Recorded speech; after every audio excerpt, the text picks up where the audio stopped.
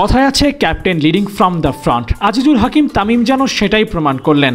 আফগানিস্তানের বিপক্ষে শেষ ম্যাচটা জিতিয়ে হিরো অব দ্য ডে হয়েছেন যুবাদের অধিনায়ক। না, অবশ্যই আলহামদুলিল্লাহ, সব দিক থেকে ভালো ফিলিংস। যখন আপনি রান করবেন, পারফরমেন্স করবেন, টিম জিতবে, আমার সবথেকে বড় বেশি টিম জিতছে, এটাই আমি খুশি। হারের বৃত্ত ভেঙে বের হতে পারছিল না বাংলাদেশ। ক্যাপ্টেনের ব্যাটেও রানের দেখা ছিল না। সব হিসেব মিলছে, বাংলাদেশ সিরিজও ড্র করেছে। সেই সাথে তামিমের ক্যারিয়ারের অন্যতম সেরা ইনিংসেরও দেখা মিলেছে এই ম্যাচে। হ্যাঁ, অবশ্যই, কারণ কি দেখেন যে কতদিন ধরে আমি রানে নাই।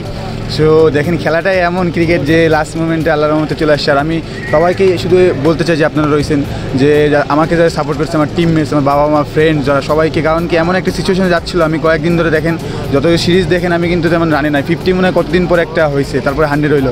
সো আমি শুধু এইটাই চিন্তা করি যে টিম কেমনে জিতে যায় 150 পরে, এটাই আমার থিঙ্কিং এসেছিল।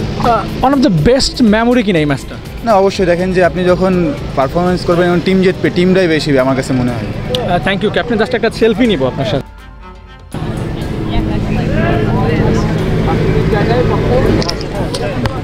একটা সেলফি তুলে রাখলাম তামিমের সাথে। এই ছবিটা একদিন কাজে দিবে, কেননা এই ম্যাচটা আমার জন্য তো স্পেশালি, পাশাপাশি বাংলাদেশ ক্রিকেটের জন্য ওয়ান অফ দ্য বেস্ট ম্যাচগুলোর একটা। কেননা যাদের হাত ধরে বাংলাদেশের পাইপলাইনটা শক্ত হবে, সেই তামিম যেভাবে শতক করে ম্যাচটা জিতিয়েছেন, সেটা ছিল চোখে লাগার মতো। প্রথমে শতক করেছেন, তারপর দলকে জেতানোর জন্য যেই পুঁজিটুকু দরকার সেটুকু তিনি করে দিয়ে গেছেন। যখন তিনি আউট হয়েছেন, তখন 2 অথবা 3 রানের একটা সমীকরণ ছিল বাংলাদেশ দলের ম্যাচ জয়ের জন্য। শুরুর দিকের কথা যদি আমরা চিন্তা করি, যেভাবে টপ উইকেট পড়ছিল বাংলাদেশ দলের, সেখান থেকে কামব্যাক করা বাংলাদেশের জন্য অনেক বেশি জরুরি ছিল। কেননা এই ম্যাচটা যদি বাংলাদেশ হেরে যেত, তাহলে তারা এই সিরিজটাই হাতছাড়া করে যেত। এখন 2-2 সমতা একটা সিরিজ শেষ হয়েছে।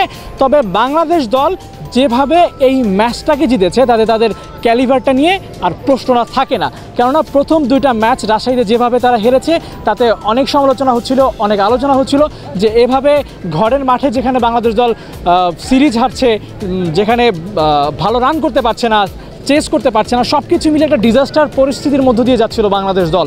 সেখান থেকে বাংলাদেশ কামব্যাক করেছে, সিরিজটা ড্র করেছে, তামিম শতক করেছেন।